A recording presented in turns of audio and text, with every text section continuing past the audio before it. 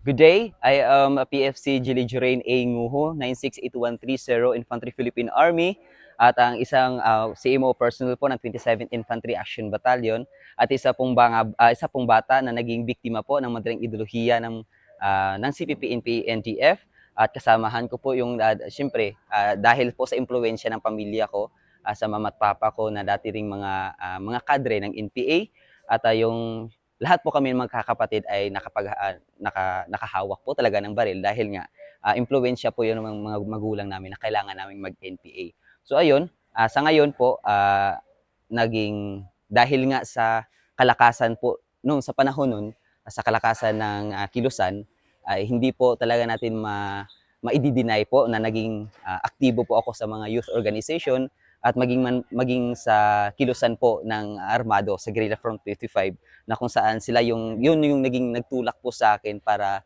um, na masira yung buhay ko bilang kabataan, na bahiran po ng kasamaan yung karanasan ko bilang kabataan.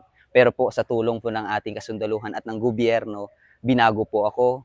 Although dito po sa mga areang ito, dito po kami kumilos dati, no? Sa area po ng PBC-1 at ito po yung target po ng Guerrilla Front 55 bilang recovery unit po ng SRGO.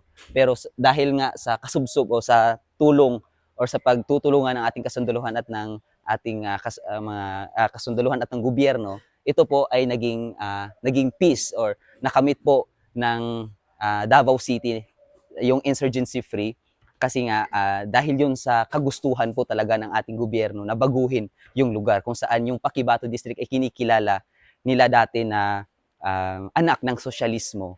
Pero sa ngayon po ay andito po ako ngayon nakatayo, ligtas po ang lugar at naging instrumento na rin po at bilang miyembro po ng mga peace advocate dito sa Paquibato District.